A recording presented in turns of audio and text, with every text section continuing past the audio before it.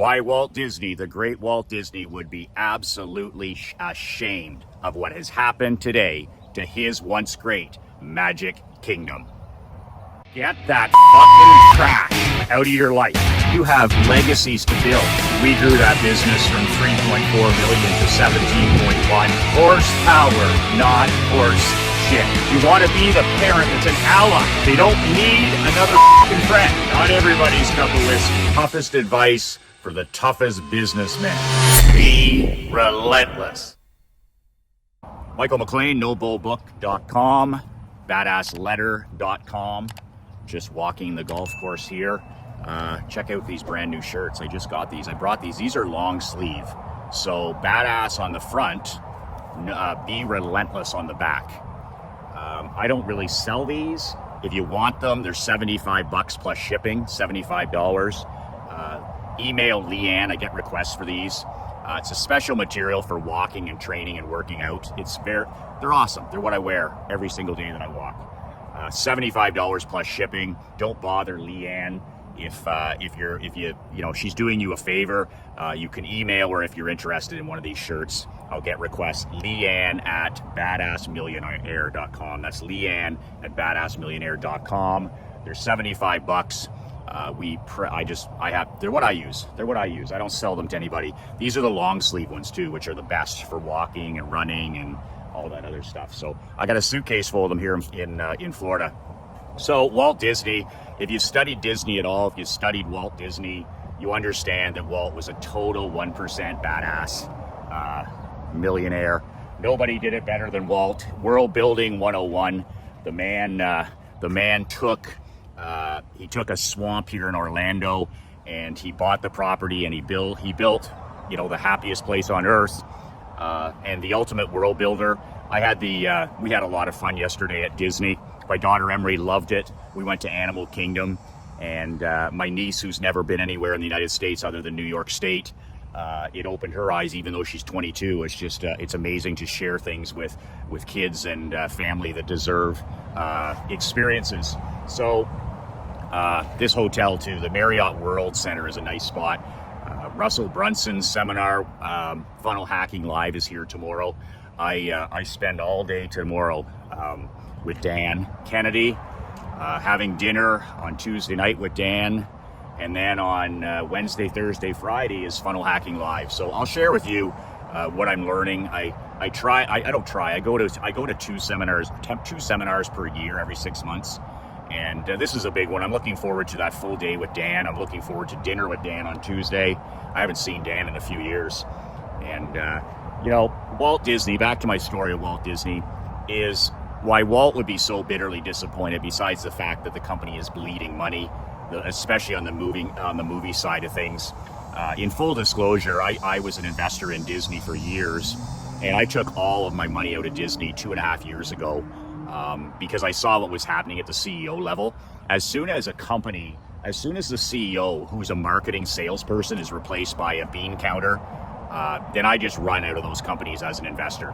I want CEOs of my companies that I invest in. I want the CEOs to have a marketing and sales background, because nothing happens until a sales. I want a Michael Eisner running my company. I want a Steve Jobs running my company. I want a Jeff Bezos running my company. I want guys that are built the company, but also know how to sell things. I want them to be rainmakers. I want them to be builders. I want them to be producers. I don't want them to be bean counters or order takers or accountants or any of these guys, because it's just cut, especially with the marketing budget. So it's not hard to tell that at Disney the bean counters are in charge, right? And the wet behind the ears kids are in charge. What was once the greatest run company in the world in terms of marketing and management, you just see the cracks in the foundation. They've got a lot of that stuff going on, the social justice stuff and the woke stuff and all. And if they don't get a handle on that stuff soon, people are voting with their wallets and their feet, as my dad said. We'll come here once, and I think it's a great opportunity for my daughter to enjoy it, because she doesn't follow any of that stuff. But myself, as an entrepreneur and businessman, I just look at the washrooms. That's marketing, how clean the washrooms are. That's marketing. They're not as clean as they used to be.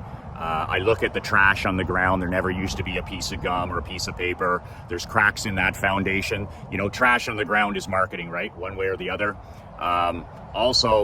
Just, you know, happiest place on earth. You know, I remember Michael Eisner in his heyday fired 2 employees right on the spot. What are they called? Characters or something. Anybody that works there. Doesn't matter if you're cleaning the garbage or whether you're a person in a costume. He fired 2 of them on the spot one time for not smiling, and they were on break. Those were back in the glory Eisner days. Even under his reign, things got soft near the end. But it's a different world now. I didn't have my phone with me yesterday. I don't take my phone to family things, so I didn't have a phone yesterday. And I'm the dude paying for all this, by the way. I'm the dude paying for my niece and my daughter and my wife to be there, right? So I'm the guy who I don't take my cell phone to Disney with me. And it was kind of an experiment too, right? Because a lot of the wealthier people, I know some multi-millionaires and I know one billionaire who has opted out of all this digital connectivity. So I go there yesterday with it to Animal Kingdom, and I didn't meet another person that was present. I honestly didn't. I didn't meet anybody else that was present besides my family. I'll give you an example. So bad business practices, right? So to have lunch, there was no more menus, no physical menus. And there's a write-up in Forbes magazine how when you don't have a physical menu, and we're talking high-end restaurants here, we're not talking about hot dogs and hamburgers. When there's no menu, the sales drop by 30% or more. 30% or more, and that makes sense, right? Because there's no upsell, there's no would you like an appetizer with that, like would you like a salad with that, what would you like? There's none of that, right? You're just leaving it to the person to order. So not only does it piss guys like me off, but it also is bad for business, right? QR code to get I didn't have a phone, so I'm like, okay, I don't need to have that. I don't need to eat that piece of pizza for $17. So, and also there's no tips, right? There's no tips because you're serving yourself. So it's a really, really bad business practice, and it's being shown in bankruptcy court across North America. You can see it. It's only going to get worse. So that's one of the things right there. Everything in the park, like I finally got myself a physical map. I'm like, okay, where's this? Where's this? Where's this?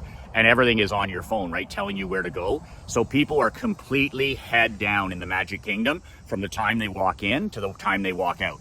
And that's the exact opposite of what Walt Disney wanted. Walt Disney, I've heard this story many times, the power of Disney is when you look up, like you'll look up into the magic tree, or you'll look up into a restaurant when you're sitting there and the ceiling, it's like somebody has taken months of their life to design the ceiling. There's characters up here, like every single detail under Walt and Roy was just incredible. Just mind-boggling, the details. But here's the thing, Goofy, okay, everybody's, the civilians, like 100% just walking down on their phone, looking down all day, every day. Where to go next? What's this about? What's this about? And nobody looking up. And like I kept telling my daughter Emery, look up, see this, look up, see this. At every attraction, there's these amazing descriptions of what you see, right? They're telling you about the history of this. They're telling you about this animal in the animal kingdom. You know, like its history and it's almost extinct. Nobody reading anything. Nobody reading anything. I'm the only guy. My wife and my daughter and I, we're like reading the signs. I'm like, Emery, read this before we go to the next thing. Read this, look up. And all the greatness that's above, it's all lost, right? Because people, it's the age of the unpresent. It's the age of the unpresent. They might as well have stayed at home on their laptop or on their little screen instead of them. It was just the entire experience that Walt wanted is now lost. And I mean, these people are on their phones on these high-powered rides and roller coasters, like literally taking a picture, a video of being on a roller coaster. So they're not even present on the ride. Another thing, we went through the safari, right? The African safari, which is so great. I mean, I was looking forward to this, like, you know, lions and hyenas and just amazing. And a lot of elephants and giraffes and all this stuff, right? Literally, there was the 4 of us sitting all together, Krista, Ireland, Emery, and myself. We're the only 4 people that weren't taking a video of the safari. So these people, they didn't see the Lion King, like that lion was the lion they used for the caricature, for the movie development of the Lion King. People never even heard that. Giraffes everywhere, elephants everywhere, and it was just everybody taking pictures and videos of everything. Like no listening to the monologue, no, just completely checked out.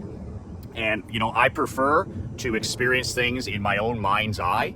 And I don't really want to take a video or a picture on a phone that I'll never look at again. Like I'll never look at again. So those videos and pictures, those people aren't experiencing the safari. They're not experiencing or learning anything. They're just completely checked out. So it's a day of being completely unpresent. That's what Disney has become. I think I was the only human being there that didn't have a cell phone. And, you know, we ate at a place that did have menus. So I voted with my wallet. And just, you know, I didn't participate in any of that stuff. I was mentally present at Disney yesterday in Animal Kingdom for 100% of the time. And it made such a difference. But just all these decisions that are bad for businesses, I don't know if they think they're cutting corners or they're saving money. The employees, like you could say, oh, well, that Michael, the reason there's no menus and the reason this is lack of people. Yesterday, we were overwhelmed with employees. Overwhelmed with employees. So when there's no menus, like there was like 15 employees in the restaurant standing there with their thumb up their ass. Like literally people just standing there, but they're employees. So no, there wasn't any shortage of employees at Disney. What there was a shortage of engaged employees. You know, for every person that greeted us, which is one of Walt's things, right? Smile and greet everybody, 50% checked out. We actually went on one attraction where we went in, it's a 3D, right? Wear the glasses. And we literally walked through with dozens of other people. And the kid stood there. Wasn't a kid, he's like 20 years old. And he never even looked. He never even said, he didn't say hello. He didn't say, go fuck yourself, nothing. And everybody walked by the 3D glasses. That's his one job. And everybody came scrambling back because he didn't have the brain capacity to say, take your glasses, or better yet, hand them out. So here's all these people at this 3D theater with no glasses. So everybody comes stampeding back out because this tomato can doesn't have or isn't trained enough to say, here's your glasses. So that's the kind of cracks in the foundation that would drive Walt to drink even more than he did, that would drive Walt to even smoke more than he already did. I mean, those are the details that make your business. Those are the details that make your life. Those are the details that build championship worlds. And most of it's gone, right? Cracks in the foundation. Broken windows everywhere. Toilet paper out, you know, and hand towels out, and this person not smiling, and this person not greeting you, and just little details like that. And then the technology stuff, like no menus, no waitress, no waiter. Like we're spending big money, big money, and the experience is so-so. And, you know, when the experience is so-so, it's like I teach in marketing. If the experience is good, you don't tell anybody. If the experience is mediocre, you don't tell anybody. If the experience is awful, you tell everybody. Word of mouth, negative word of mouth. And the only way to get positive word of mouth is a wow. If you provide wow for your clients or patients or prospects, they're going to talk positive. They're going to spread word of mouth. But mediocre or average, people are indifferent. They don't say a word about anything. So keep that in mind. You either do it wow or you don't do it at all. So I think that most people have stopped talking about Disney. Like they're not going to run home and say, you know, oh my God, you got to go, because they don't have the Walt wow anymore. They just don't have it. They've cut corners, and people are voting with their wallets and with their feet. It's still a big deal to go there, of course, but give that another 10 years under leadership like they're under right now. So my point is, you know, Walt was about the details. Walt Disney, any world builder is about the details and the experience. But this would have been the same as going to Cowboy Stadium, and instead of the game, we would have just watched a big video.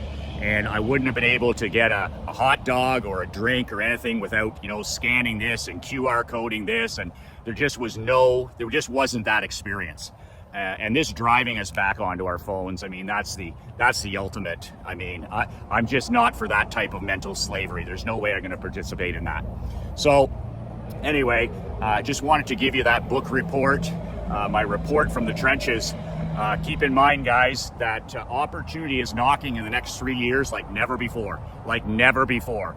We are going into a winter like we've never seen in our lifetime. I'm calling it for 3 years. Economic, politics, social, whatever you want. There's a thinning of the herd. I mean, the joke is over for a lot of guys. The joke is over for a lot of guys. Anybody and everybody could have done great in business over the last 50 years with a couple of blips. But like my dad says, the joke is over. The tide is going out, which is part of the cycle. This is not new. This is not revolutionary. It's just we've been propped up with an incredible economic run business climate for 50 years. Well, guess what's going to happen over the next 3 years? It's called thinning of the herd.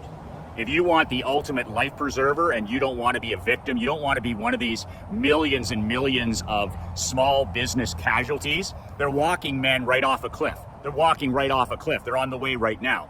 If you want to avoid walking off the cliff and you want to take your business and your life to an all new level, then check out my product at below the link. blackhatletters.com. What the hell is blackhatletters.com? It's my 7 years of marketing and business newsletters that I used to do when I was in the insurance niche, but they apply to any business under the sun.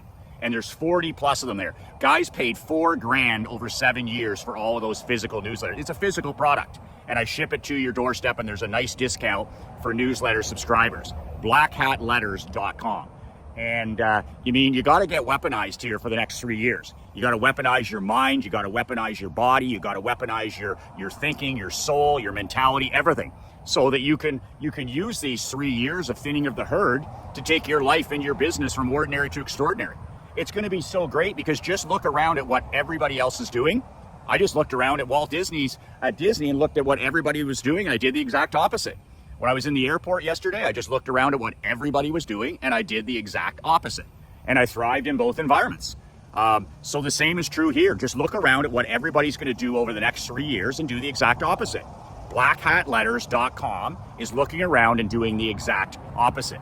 You want a life preserver? You want a 911 emergency survival guide? You want your emergency break glass product? This is it. This is the reason I put this together. blackhatletters.com, your emergency break glass 911 survival guide for the small business owner and the sales professional. blackhatletters.com. That's it. I'm heading for a swim, and then we're off to Magic Kingdom. I have a day with Dan, and then on Tuesday night I'm having dinner with Dan, private dinner, and then Russell's seminar the rest of the week. So remember to do what I do every single night. Tell your wife and children how much you love them. Make sure they know that every single day. And that is it for today. I am going to take a little swim, and then we are over to the Magic Kingdom. We're going to watch the fireworks tonight. At 9 o'clock, they have the fireworks, and I'm going to make an exception for Emery and let her stay up a little bit later and see that. I hear it's well worth it. That's it. 2 words that changed my life, 2 words that can change your life. Be relentless.